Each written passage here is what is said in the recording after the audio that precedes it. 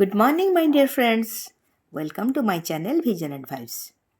ଭାଇ ଓ ଭଉଣୀମାନେ, ମୁଁ ଆଜି ଗୋଟେ କଥା ଆପଣଙ୍କ ସହିତ ଆଲୋଚନା କରିବି ଯାହାକି ଆପଣ ସବୁବେଳେ ଚାହାନ୍ତି। କ'ଣ ଚାହାନ୍ତି ଆପଣ? ମିରାକଲ୍, ମ୍ୟାଜିକ୍ ଆପଣଙ୍କ ଜୀବନ କେମିତି ଆନନ୍ଦମୟ ହେଇଯାଉ, ମ୍ୟାଜିକ୍ରେ ଭରିଯାଉ ଆଉ ମିରାକଲ୍ରେ ପରିପୂର୍ଣ୍ଣ ହେଇଯାଉ। ଏମିତି ଗୋଟେ ଜୀବନ ଚାହାନ୍ତି ନା? ଖୁସିପୂର୍ଣ୍ଣ ଜୀବନ ଚାହାନ୍ତି ନା? ହଁ, ଆମେ ତାକୁ କେମିତି କରିପାରିବା, କେମିତି ମିରାକଲମୟ ଜୀବନ ଆମେ କରିପାରିବା, କେମିତି ଆମ ଜୀବନ ମ୍ୟାଜିକ୍ରେ ପରିପୂର୍ଣ୍ଣ ହେଇଯିବ, ସୁଖ ଶାନ୍ତିରେ ପରିପୂର୍ଣ୍ଣ ହେଇଯିବ, ସେମିତି ଗୋଟେ ଛୋଟ ଛୋଟ କଥା ମୁଁ ଆପଣଙ୍କୁ ଆଜି କହିବି। ମନ ଦେଇ ଶୁଣନ୍ତୁ, ଧ୍ୟାନର ସହିତ ଆପଣ ମୋ କଥାକୁ ଟିକେ ଶୁଣନ୍ତୁ। ଯଦି ଆପଣଙ୍କ ଲାଇଫ୍ରେ ମିରାକଲ୍ ଚାହୁଁଛନ୍ତି, ଆପଣଙ୍କ ଜୀବନ ବ୍ଲେସିଂସରେ ଭରିଯାଉ ବୋଲି ଚାହୁଁଛନ୍ତି, ତେବେ ଆପଣଙ୍କୁ କିଛି କରିବାକୁ ହେବ। ଟିକିଏ ମାଇଣ୍ଡଫୁଲି ଶୁଣନ୍ତୁ। ବ୍ଲେସିଂସ ଦେବାର ଅଛି ବା ବ୍ଲେସିଂସ ନେବାର ଅଛି, ତ ଆମେ କିଛି କରିବା। ଆମେ ଯାହା କରୁଛୁ, ଯାହା ଆକର୍ଷଣ କରୁଛୁ, ତାହାକୁ ଆମେ ଆଟ୍ରାକ୍ଟ କରୁଛୁ ବା ତାହା ଆମେ ପାଉଛୁ। ପ୍ରକୃତିର ମଧ୍ୟ ସେମିତି କିଛି ଏକ୍ସପେକ୍ଟେସନ୍ ଅଛି। ପ୍ରକୃତି ମଧ୍ୟ ଆମମାନଙ୍କ ପାଖରୁ କିଛି ଏକ୍ସପେକ୍ଟ କରେ। ତ କ'ଣ? ମୁଁ ତାକୁ ଆପଣଙ୍କୁ ଗୋଟେ ଏକ୍ଜାମ୍ପଲ୍ରେ ବୁଝାଉଛି। ଜଷ୍ଟ ଫର୍ ଏକ୍ଜାମ୍ପଲ୍, ଆମେ ଗୋଟେ କୌଣସି ଫଳ ଗଛର ମଞ୍ଜି ନେବା।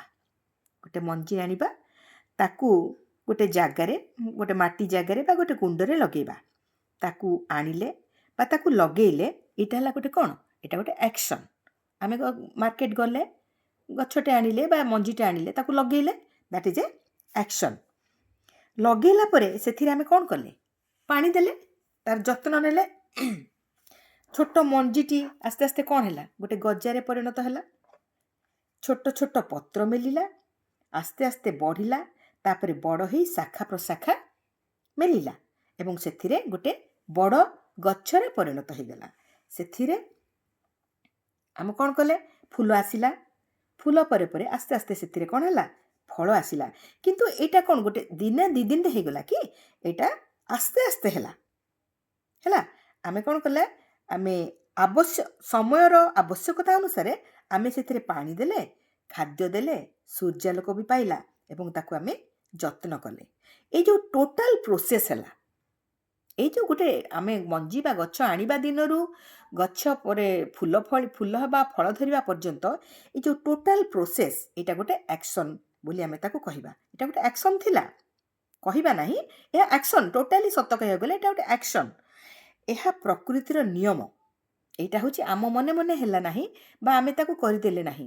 ଏହା ତାର ପ୍ରକୃତିର ନିୟମ ଅନୁସାରେ ଏଇ ଜିନିଷଟି ଘଟିଲା, ଯାହାଫଳରେ ଛୋଟ ମଞ୍ଜିଟି ପରିପୂର୍ଣ୍ଣ ଶାଖା ପ୍ରଶାଖା ପ୍ରସାରିତ କରି ଫୁଲ ଫଳରେ ଭର୍ତ୍ତି ଗଛଟିଏ ହେଇଗଲା। ଏକଦମ ପରିପୂର୍ଣ୍ଣ ଗଛଟିଏ ହେଇପାରିଲା। ତା ଫଳରେ ଗୋଟେ ମଞ୍ଜିରୁ ଅନେକ ଫଳ ସୃଷ୍ଟି ହେଇପାରିଲେ। ହେଲା, ଗୋଟିଏ ଗଛ ଲଗେଇଥିଲେ, ଗୋଟିଏ ମଞ୍ଜି ଲଗେଇଥିଲେ, ସେଠି ଶାଖା ପ୍ରଶାଖା ବିସ୍ତାର କରିକି ଫୁଲ ହେଲା।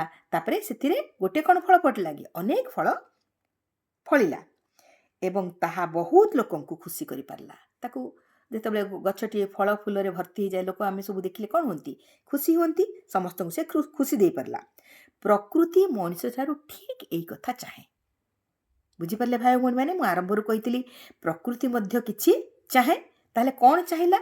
ଏଇ ତାକୁ ଆମେ ଯେଉଁ ଗଛଟିକୁ ବା ମଞ୍ଜିଟିକୁ ଯେଉଁ ଆମେ କ'ଣ କଲେ? ତାକୁ ଆଦର ଯତ୍ନ କଲେ, ପାଣି ଦେଲେ, ଖାଦ୍ୟ ଦେଲେ, ତାର ଯତ୍ନ ସେବା ଶୁଶ୍ରୂଷା କଲା ଫଳରେ ସେ ଗୋଟିଏ ସୁନ୍ଦର ଗଛରେ ପରିଣତ ହେଲା ଏବଂ ଗୋଟେ ବୀଜରୁ ଏତେ ବଡ଼ ସୁନ୍ଦର ବୃକ୍ଷଟିଏ ସୃଷ୍ଟି ହେଇକି ସମସ୍ତଙ୍କୁ ଖୁସି ଦେଇପାରିଲା। ହେଲା, ଏଇ ଯେଉଁ ଖୁସି ଦେଇପାରିଲା, ଏହା ତାକୁ ପୂର୍ଣ୍ଣ କରି ଗଢ଼ିଲା। ସେହିପରି ଭାଇ ଭଉଣୀମାନେ, ଏଇଟା ଥିଲା ମୋର ଗୋଟେ ଉଦାହରଣ। ସେହିପରି ଭାବରେ ଆମେ ଯଦି ଆମ ଜୀବନରେ ଅନ୍ୟକୁ ଯତ୍ନ କରିବା, ଖୁସି ଦେବା, କାହାର ଯତ୍ନ ନେବା, କାହାର ଭଲ କରିବା, ତାହେଲେ ସେଇଟା ଆମକୁ ଯେତେ ଖୁସି ଦେବା, ଯେତେ ଆନନ୍ଦ ଦେବା, ଯେତେ ପରିପୂର୍ଣ୍ଣତାରେ ଭରିଦେବା, ସେତେ ସବୁ ଜିନିଷ ଆମକୁ ରିଟର୍ଣ୍ଣରେ ଫେରିଆସିବ। ମଲ୍ଟିପଲ୍ ହେଇକି ଆମ ପାଖକୁ ଫେରିଆସିବ, ବହୁଗୁଣିତ ହେଇକି ଆମ ପାଖକୁ ସେ ଫେରିଆସିବ। ଏମିତି ଛୋଟ ଛୋଟ କାମ କରିବା ଦ୍ୱାରା ଆପଣଙ୍କ ଭାଇବ୍ରେସନ୍ ବି ହାଇ ହେଇଯିବ। ଆପଣଙ୍କ ମନ, ଆପଣଙ୍କ ଉର୍ଜା ଗୋଟେ ଉଚ୍ଚତର ଉର୍ଜାରେ ଭରିଯିବ ଏବଂ ଉଚ୍ଚତର ଜିନିଷ ଆପଣ ଆକର୍ଷଣ କରିପାରିବେ। ତେଣୁ ସେଇ ବୃକ୍ଷ ହେଉ, ସେ ଯଦି ବୃକ୍ଷ ହେଉ, ଲତା ହେଉ କିମ୍ବା ମଣିଷ, ପଶୁ, ପକ୍ଷୀ, କୀଟ, ପତଙ୍ଗ ଯିଏ ବି ହେଉ, ତାକୁ ଯଦି ଆମେ ବ୍ଲେସିଂସ୍ ଦେବା, ଭଲ ପାଇବା ଦେବା, ତାହେଲେ ଈଶ୍ୱରଙ୍କ ପାଖରୁ ମଧ୍ୟ ବ୍ଲେସିଂସ୍ ଆଉ ଭଲ ପାଇବା ବହୁ ଗୁଣିତ ହୋଇକି ଫେରିଆସିବ। ତେଣୁ ଭାଇ ଭଉଣୀମାନେ, ଆମେ ଯାହା ଦେବା ଆମେ ରିଟର୍ଣ୍ଣ ଗିଫ୍ଟରେ ସେଇ ଜିନିଷଟା ପାଇବା। ତେଣୁ ଆପଣମାନେ ଆଜିଠାରୁ ବ୍ଲେସିଂସ୍ ଦିଅନ୍ତୁ ଏବଂ ଈଶ୍ୱରଙ୍କ ଠାରୁ ବ୍ଲେସିଂସ୍ ନିଅନ୍ତୁ।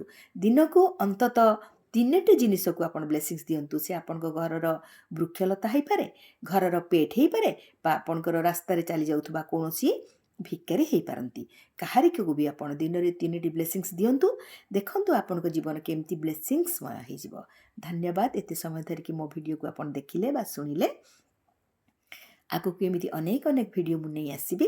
ଆପଣ ଯଦି ମୋ ଚ୍ୟାନେଲ୍ ସବସ୍କ୍ରାଇବ୍ କରିନାହାନ୍ତି, please subscribe my channel vision and vibes.